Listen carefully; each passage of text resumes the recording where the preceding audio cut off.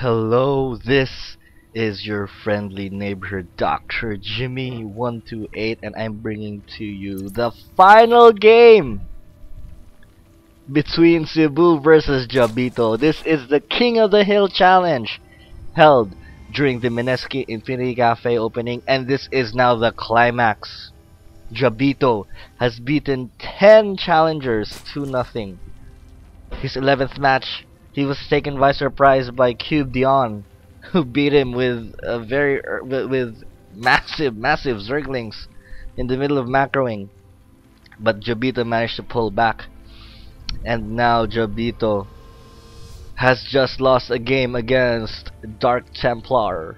He was caught totally out of guard, out of position, out of whatever by this dude. This is Cube Bishop. He's representing all the hopes of Cebu. Can we finally beat Jabito? Will he be our savior? Will he be the chosen one? The best of Cebu versus the best in the Philippines. What data do I have to back that up? Absolutely no data. I'm calling Bishop the best in Cebu. I'm calling Jabito the best in the Philippines. He has my respect. He has my admiration. He has my kudos. But so does Bishop. This guy is very good, as you saw in the last game, catching Jabito completely off guard. And going into this game, I could see Jabito just double face palming, looking down at the ground, saying, "What can I do?" He's basically exhausted. Come on, these are 12 straight games.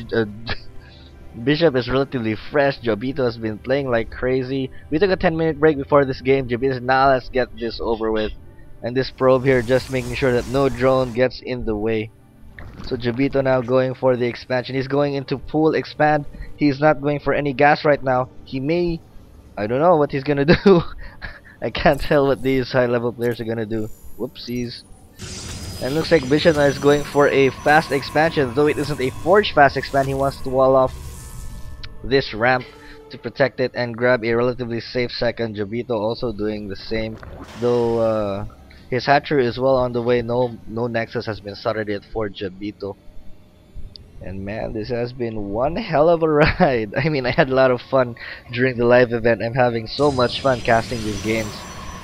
Like, there is the pilot and Zealot to finish off the wall off. It looks like Bishop will stop pro production and save up for a nexus, which is about to come up right here. But here comes Jabito. This coming out with 4 Zerglings. There are 2 Zealots here. They should be more than enough to hold off this small Zergling force. This will force Jabito back right away. Now, one of the biggest dilemmas I have against Zerg is, where do I get my third base? Protoss on third base is very dangerous. I'm gonna get my third base here, where it's far from the, from the path of war. But if Zerglings or whatever go and attack, it'll take basically a long time for my units to get there to save it. If I go here, it'll be directly in the line of attack, but it'll be the first target for any attacker. It looks like we have a probe right here. This might be for a future proxy pylon. 2 gas now up. And we have another fast Twilight Council here from Bishop. Will he be going for Dark Templar again? I don't know. Jabito, though, will be prepared. He has an evolution chamber. He remembers the timing of the Dark Templar attack, and he wants to be prepared, and he will be prepared with his evolution chamber. And looks like we'll be gearing up for a long game right here. Looks like a couple of Zerglings. These these overlords will be able to... Wow, these overlords will be able to catch this drone red-handed. So that may be a stroke of luck, or I don't know. It's just game sense. I mean, overlord spread. These overlords were basically to scout the Protoss base, but he's now scouted the Protoss probe. It's like, oh no, Bishop now going for a Dark Shrine once more, and Jabito in response, or just out of pure instinct, going for a Spore Crawler. He does not want to lose to another Dark Templar attack. And Jabito now identifying the tell for a Dark Templar or a quick DT. There are absolutely no sentries here for Bishop, so things looking very familiar to last game. Jabito reacting accordingly. He takes out the probe right there, And he is gonna be well prepared. A hidden Mickey with the Spore Crawler and the Side Crawler. I think Jabito now has full map control. Bishop is in his base. Bishop does not know that Jabito knows that there is a dark shrine, 2 more gateways on the way for Bishop. And Jabito now going for a lair tech, so he'll be totally prepared. He'll have the convenience of making overseers at will. Overlord here gonna spot exactly what is going on in his base. This Overlord also positioned to be sacrificed later on. Now looks like we have the Forge on the way for Alden. Now main-arding the probes to the natural expansion. Now Jabito grabbing both gas. What could he go? And here comes some Dark Templar for Alden. However, he will be dismayed, or this will be repelled, no problem, because of this. Jabito is definitely prepared. I don't think you can. I mean, shame on you if you've fooled me twice. Shame on me if you fooled me thrice or something. So the Dark Templar here not exactly gonna do a lot. +1 attack on the way for Alden. We have the Hydralisk then, and Banelings on the way. Wow, Jabito going for almost every single tech right here. He has everything in the tier. He is now getting everything in the tier 1 and tier 2 tech for Zerg. This Overlord is taken out. This other Overlord is gonna die. So Jabito will be supply block for momentarily, but he is replacing those Overlords right away. Overseer now being morphed in. Blink on the way. +1 is a little over halfway done. And we have now the Groove Spines upgrade being researched. No Hydralisks yet on the way. We have +1 melee attacks going down for Jabito. So this is a huge. This is going to be a colossal macro game for both players, as both of them are going for every single tech they can muster. And we even have a Nidus Worm here from Jabito. Jabito pulling something out of the hat right here. This Nidus Worm has not been used all tournament long. Will this be the deciding factor of this game? We shall see. Couple of Zerglings here just to guard the ramp. 1 Dark Templar just scouting, trying to make sure that no third base is going up, because as long as it's going to be a 2 base versus 2 base, the Protoss will definitely have an advantage, because as Zerg you want to be a hatchery or base on top of your opponent. And we have the Zerglings now coming in, and they're gonna pick up this probe, which is about to lay down a proxy pylon somewhere. Key pick up there for Jabito, preventing any form of aggression that was gonna be on the way. And now we have 3 Hydralisks on the way, 4 stock, and wow, we have three more gateways added, plus this robotics that's about to finish. But Jabito is still on 2 base. So looking at the income tab, the harvest account is relatively even, but in terms of macro, Protoss will have the advantage.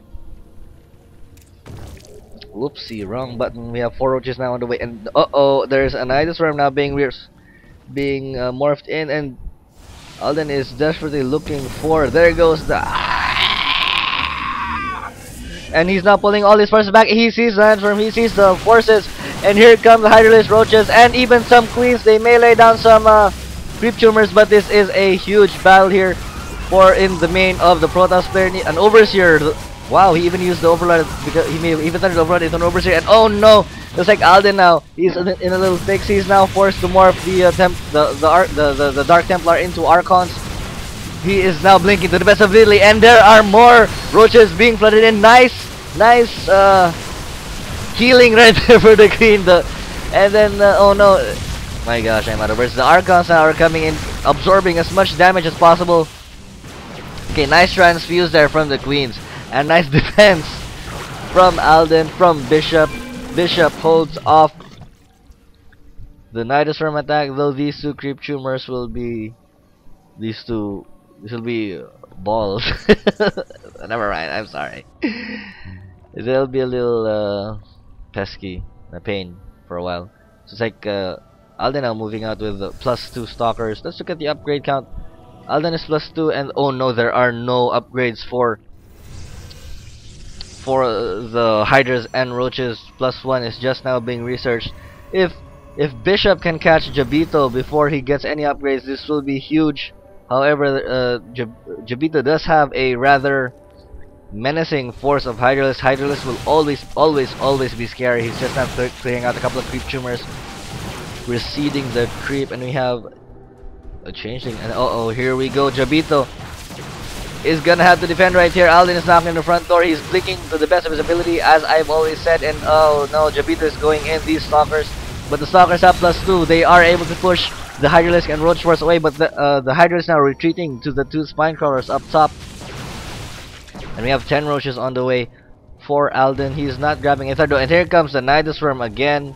Bishop may have to pull back as this menacing force is gonna go into the Nidus Worm. The Nidus Worm is not yet complete. There you go. If you can hear the screams over my voice. But however, Jabito is deciding to engage right here at the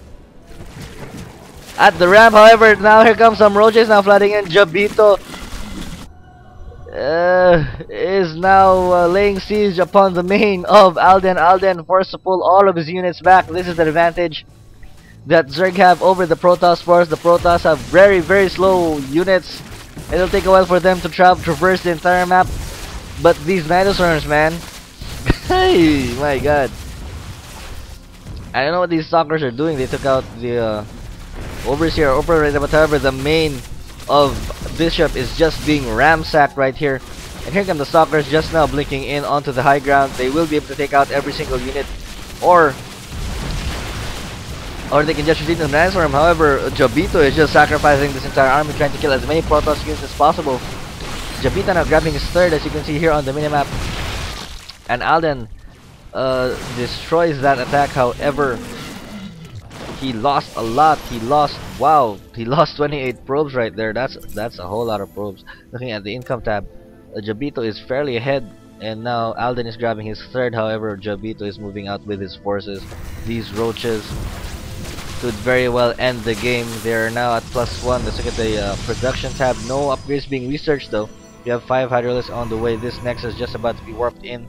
The hatchery is now up for Jabito. And we are approaching what could be the climax of this match. Here come the stalkers.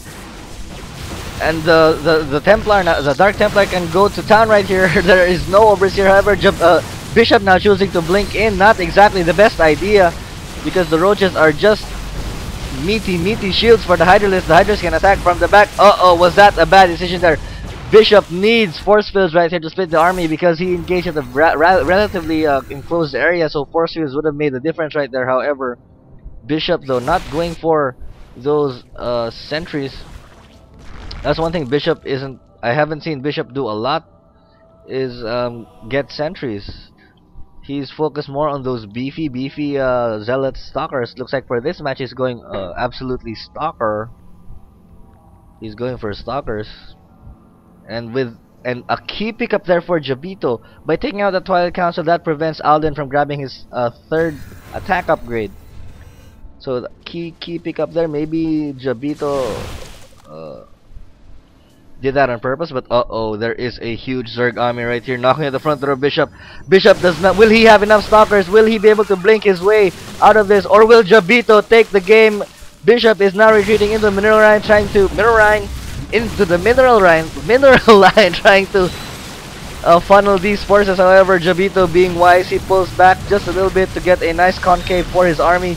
These Hydralisks though are absolutely raping these stalkers. Now forced to warp in a couple of zealots, but I don't think this is enough.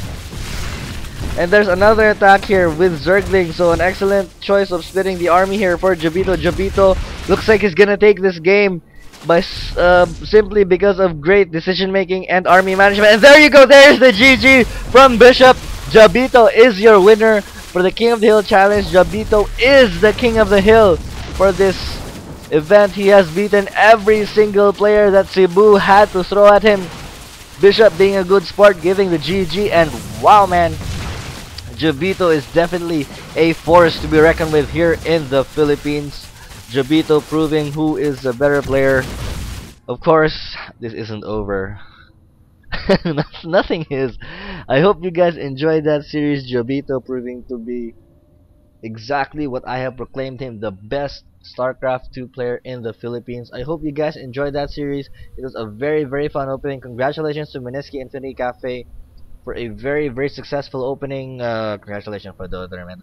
And a huge congratulations to the players showcasing your skill, showcasing the beauty of StarCraft 2. And I do hope to cast more games, more tournament games as we go along. And this has been your friendly neighborhood Dr. Jimmy128. More power to Jabito, more power to Team Cube, and more power to StarCraft 2. I'm signing off.